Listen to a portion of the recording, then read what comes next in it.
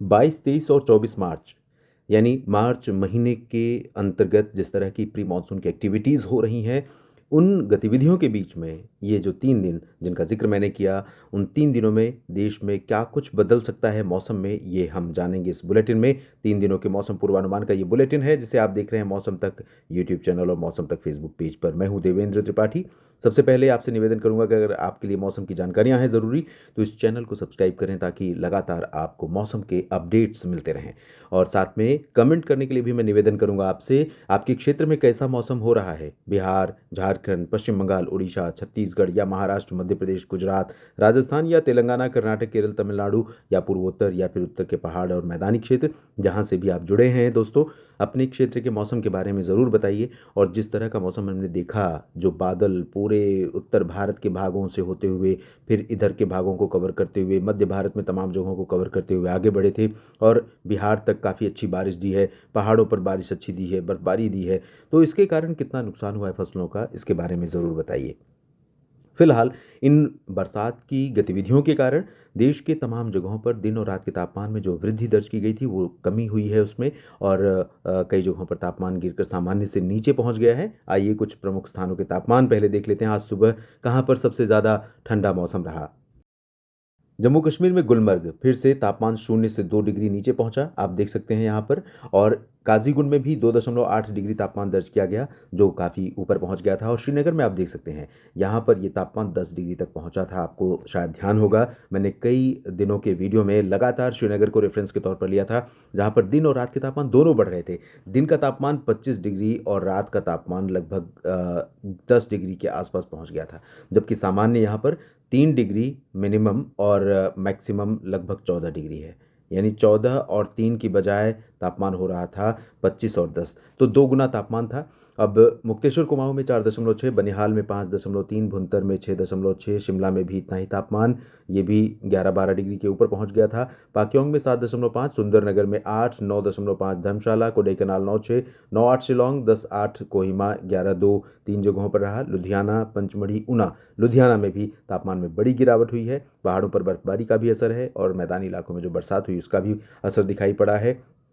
कलिम्पोंग में 11.5 रहा, 12.4 रहा अंबिकापुर, अमृतसर में भी इतना ही तापमान और चेरापूंजी में 12.5। तो ये तो कम शहरों की सूची है। अगर मैं 50 या 100 स्थानों की सूची देखूंगा, तो ज़्यादातर जगहों पर, चाहे वो महाराष्ट्र हो, मध्य प्रदेश, छत्तीसगढ़, तमाम जगहों पर तापमान में गिरावट हुई है। और अब जानते हैं अगले 3 दिन मौसम कैसा रहेगा। दोस्तों, आपको ये बता दूं कि अगले 3 दिनों के दौरान उत्तर भारत के कई हिस्सों पर और मध्य भारत में मध्य प्रदेश तथा उड़ीसा, छत्तीसगढ़, झारखंड और पूरब में इधर झारखंड और बिहार और गुजरात के कुछ हिस्सों पर बादल आते रहेंगे। पंजाब और हरियाणा, दिल्ली तथा वेस्ट यूपी और जम्मू कश्मीर से उत्तराखंड के ऊपर भी बादल आएंगे।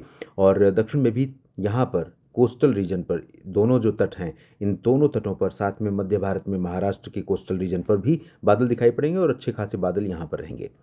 आज जो बारिश की संभावनाएं दिखाई दे रही हैं, वो हैं पूर्वोत्तर के क्षेत्रों में अरुणाचल, असम, मेघालय, नागालैंड, मणिपुर, मिजोरम, त्रिपुरा। यहाँ पर हल्की से मध्यम बौछारें गिर सकती हैं। सिक्किम में भी चांसेस यहाँ पर बारिश के हैं। तमाम जगहों पर, गैंगटोक और आसपास के भागों पर, सब हिमालयन वेस्ट बंगाल में ज़्यादा संभावना नहीं है, लेकिन थोड़ी बहुत गतिविधियाँ हो सकती हैं। साथ में गिलगित बाल्तिस्तान और मुजफ्फराबाद, लद्दाख के ऊपर, हिमाचल, उत्तराखंड के कुछ ऊंचे इलाकों पर भी आज दिन और रात में वर्षा या हल्की बर्फबारी ऊंची जगहों पर होने की संभावना है। राजस्थान पर पश्चिमी क्षेत्रों पर बादल पहुंचने शुरू हो गए हैं। पंजाब के भी कुछ भागों पर बादल पहुंचेंगे। कल भी आपने देखा था कि दोपहर के आसपास बादल आए थे और वो बादल आगे मूव करते हुए इस तरह से बढ़ रहे थे। शाम तक दिल्ली पहुंचे और उसके बाद उत्तर प्रदेश, उत्तराखंड, नेपाल की तरफ ये बादल मूव कर गए। कुछ जगहों पर गतिविधियां हुई थी। संभावना है, मेरा अनुमान है कि हरियाणा, पश्चिमी पंजाब और राजस्थान के कुछ भागों पर बारिश हुई होगी। आप ज़रूर बताइएगा कमेंट सेक्शन में कि कुछ बरसात हुई है कि नहीं वहाँ पर। राजस्थान के भागों पर वैसे चांसेस बहुत ज़्यादा नहीं है, लेकिन आज भी हो सकता है कि थोड़ी गतिविधि, ये जो रीजन है, जब आगे बादल पहुंचेंगे दोपहर के बाद, हो सकता है कि बादलों की इंटेंसिटी, बादलों का प्रभाव बढ़े और कुछ जगहों पर बूंदाबांदी हो जाए। चांसेस बहुत कम है। और पंजाब से उत्तर प्रदेश, बिहार के अधिकांश भाग, झारखंड के अधिकांश हिस्से, छत्तीसगढ़ के ज़्यादातर भाग, मध्य प्रदेश, गुजरात, राजस्थान, पंजाब, हरियाणा, दिल्ली, इन सभी भागों में, साथ में महाराष्ट्र में भी ड्राई वेदर की ही संभावना फिलहाल है।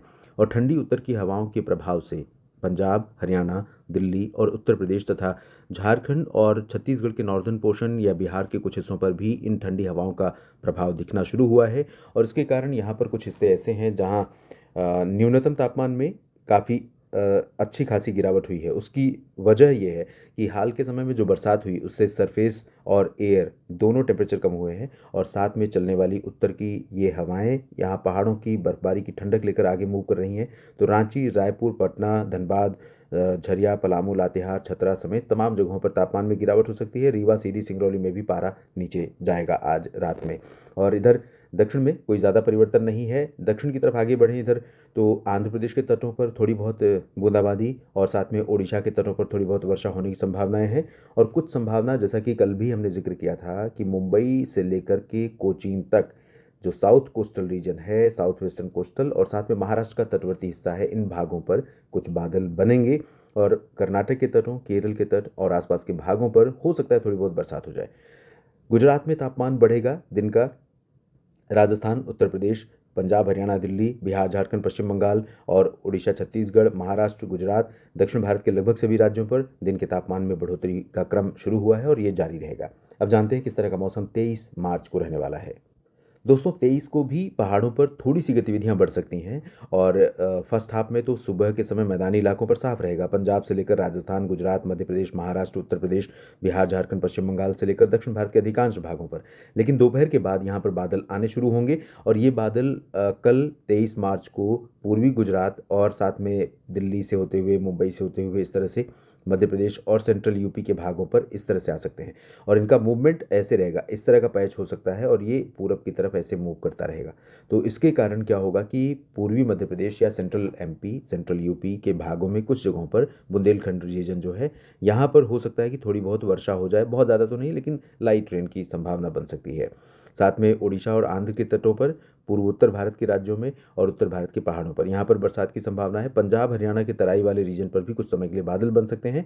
बाकी मैदानी भागों में कोई ज़्यादा चेंज नहीं है। हवाएं, ठंडी हवाएं लगातार चलती रहेंगी और इन हवाओं का असर हमें नासिक, नंदुरबार, धुले, जलगांव, मुंबई और पुणे, सतारा, सांगली तक दिखाई पड़ेगा।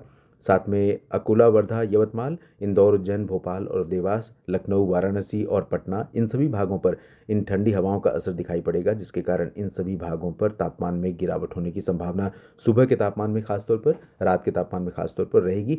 या गिरावट नहीं होगी तो तापमान अपने स्तर पर बना रहेगा, मौसम ठंडा रहेगा, सामान्य के आसपास तापमान रहने की संभावना है। अब जानते हैं किस तरह का मौसम रहेगा 24 मार्च को।